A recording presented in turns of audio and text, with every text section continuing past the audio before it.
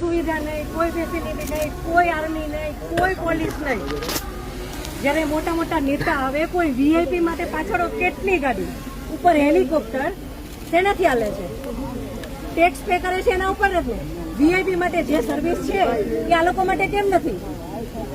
હું નીચે આર્મી કેમ્પમાં ચિલ્લાઈને કહેતી હતી કે ઉપર કેટલા લોકો જખમી છે, તમે લોકો જલ્દી કંઈક કરો. અમે ઉપરથી પડતા આખડતા નીચે ઉતરતા હજી ઉપર કોઈ ફેસિલિટી ગઈ નહોતી. ઉપર આટલું બધું થઈ ગયું હતું, નીચે આર્મીને ખબર કેમ ન પડી કે ઉપર આ થઈ ગયું છે? આતંકવાદી અમારી સામે આવીને ગોળી મારી જાય છે. હિન્દુ મુસલમાનને અલગ કરીને હિન્દુના બધા ભાઈઓને ગોળી મારી છે. તો આપણી આર્મી કરે છે શું? લાખોની સંખ્યામાં આર્મી હતી ત્યાં, અને જે ટુરિસ્ટ પ્લેસ છે ત્યાં કોઈ આર્મી મેન નહીં, કોઈ પોલીસમેન નહીં, કે કોઈ ફર્સ્ટ એડ કિટ નહીં, કાંઈ જ સુવિધા નહીં. એમાંથી એક આર્મી મેન એવું કહે છે કે તમે લોકો ઉપર ફરવા શું કામ જાઓ છો? હવે તમે મને એ વાતનો જવાબ દો. જો આ રીતનું હતું તો તમે અમને જવા શું કામ દો છો? નહીં, હવે મારા ઘરનો સ્તંભ વયો ગયો છે. હવે તમે મને પાછો આપો, મારે બીજું કાંઈ ન જોઈએ.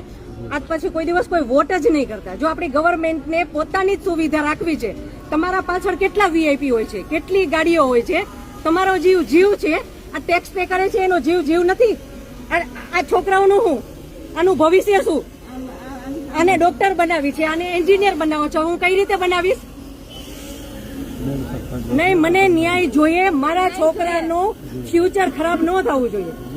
આટલા વર્ષની સર્વિસમાં એને ટેક્સ તમે કટ કરીને તમે સેલરી આપો છો ને, અને ઉપર જતા અમે કઈ પણ વસ્તુ ખરીદીએ છીએ, ક્યાંય જઈએ છીએ, ફરીથી ટેક્સ, ટોલ ટેક્સ, બધા ટેક્સ તમે અમારી પાસેથી લ્યો છો.